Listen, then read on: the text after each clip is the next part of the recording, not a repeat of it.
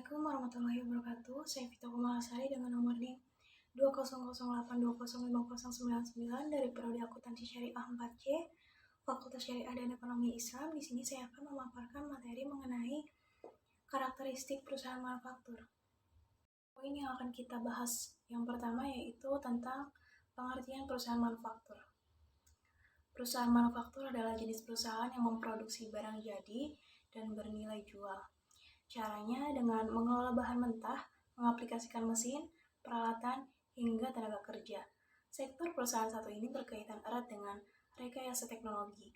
Hasilnya, perusahaan manufaktur memiliki banyak sekali jenis, mulai dari perusahaan yang bergerak di bidang pertambangan, teknologi, penyedia makanan dan minuman, serta tekstil dan lainnya. Kebanyakan dari perusahaan manufaktur sudah berada dalam skala besar, bahkan menjadi salah satu perusahaan yang memiliki saham terbuka yang terdaftar di Bursa Efek Indonesia. Proses produksi barang dalam perusahaan manufaktur begitu memperhatikan SOP atau standar operasional produksi. Tujuannya adalah sebagai acuan dalam bekerja. Oke. Di sini ada karakteristik perusahaan manufaktur. Ada beberapa karakteristik dari perusahaan manufaktur. Yang pertama, proses produksi yang kompleks. Karakteristik perusahaan manufaktur yang pertama ini adalah mempunyai proses produksi yang sangat kompleks. Hal ini bertujuan untuk perusahaan bisa menghasilkan produk yang sesuai dan mampu bekerja sama dengan banyak orang yang ada di divisi yang berbeda.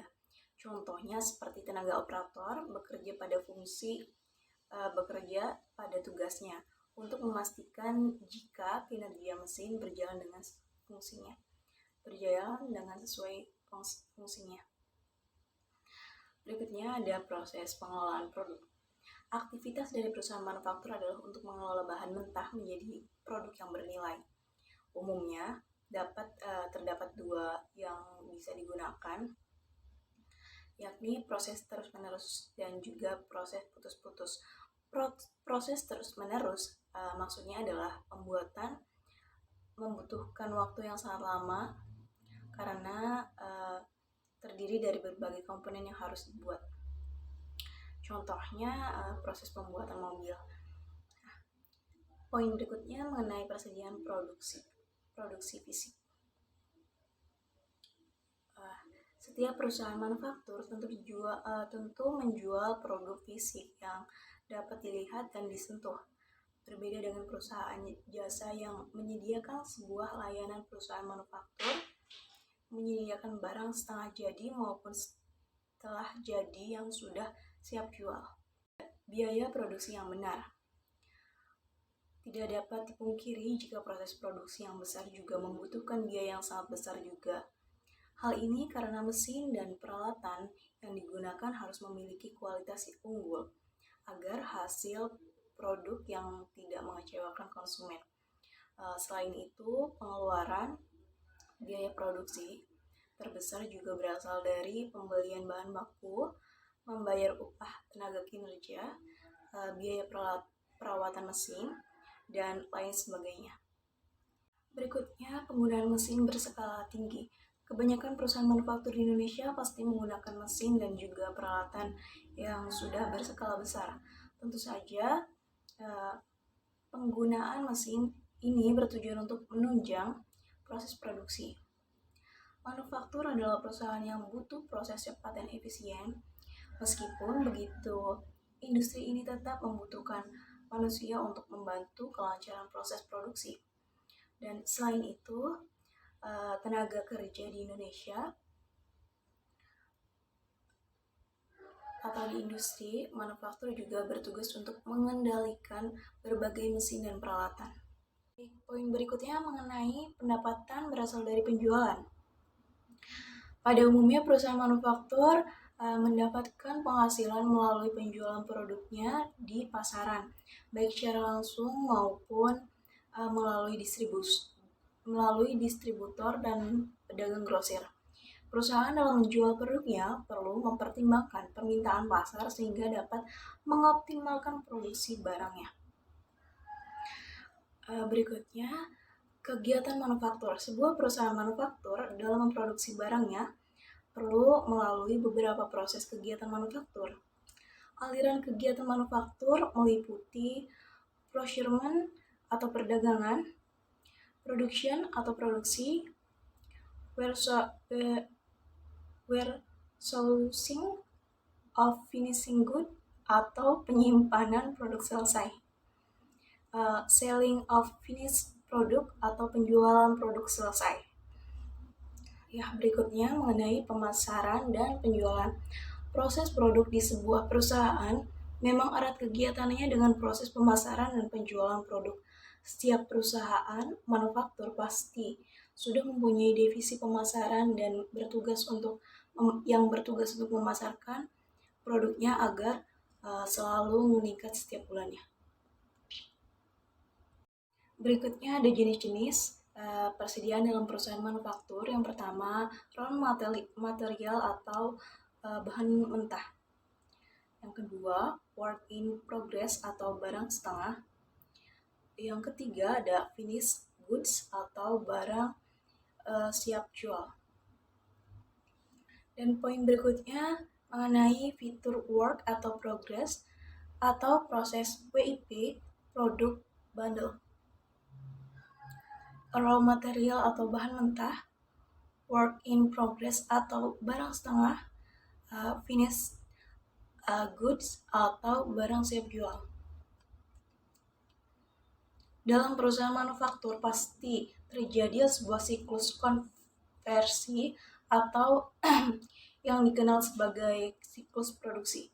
Siklus konversi ini adalah kelompok kegiatan berulang pada aktivitas bisnis dan operasi memproses data yang berhubungan dengan konvensian sumber daya input seperti bahan baku, tenaga kerja, dan overhead menjadi barang jadi atau jasa untuk dijual. Melalui fitur produk bundle, kini Anda dapat lebih mudah dalam melakukan siklus konversi dalam perusahaan manufaktur. Poin selanjutnya mengenai fungsi perusahaan manufaktur.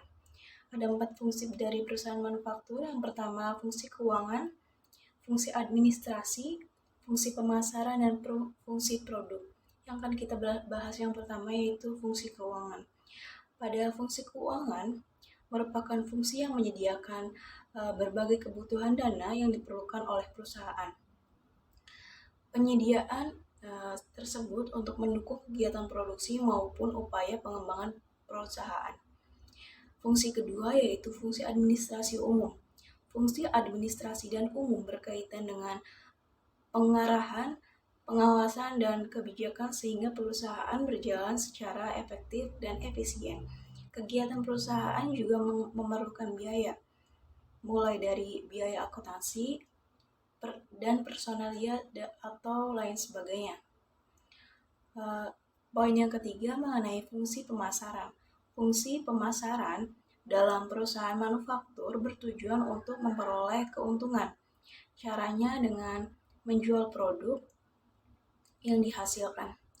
Kegiatan pemasaran pun tetap memerlukan biaya, mulai dari sewa gedung, biaya distribusi, biaya promosi, hingga gaji karyawan pemasaran.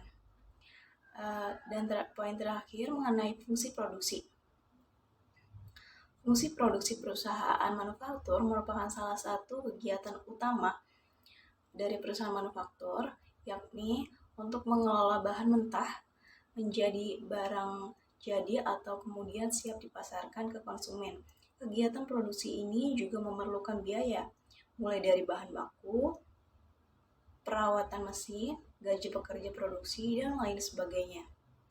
Dan poin yang terakhir yaitu contoh perusahaan manufaktur. Perusahaan manufaktur memiliki beberapa jenis produksi yang bergerak dalam berbagai bidang, seperti yang pertama, industri dan dasar. Industri dasar dan kimia. Perusahaan yang masuk ke jenis industri dasar dan kimia memproduksi produk-produk seperti porselen, logam kimia, plastik, pakan ternak, kayu, olahan kertas, hingga semen. Yang kedua, aneka industri perusahaan yang bergerak dalam bidang mesin dan alat berat juga terlibat. Banyak contohnya seperti perusahaan ADM dan perusahaan motor atau mobil lainnya. Poin yang ketiga mengenai industri barang konsumsi. Yang bergerak di industri barang konsumsi biasanya memproduksi produk berupa makanan, minuman, produk farmasi, alat rumah tangga, kosmetik, sampai rokok.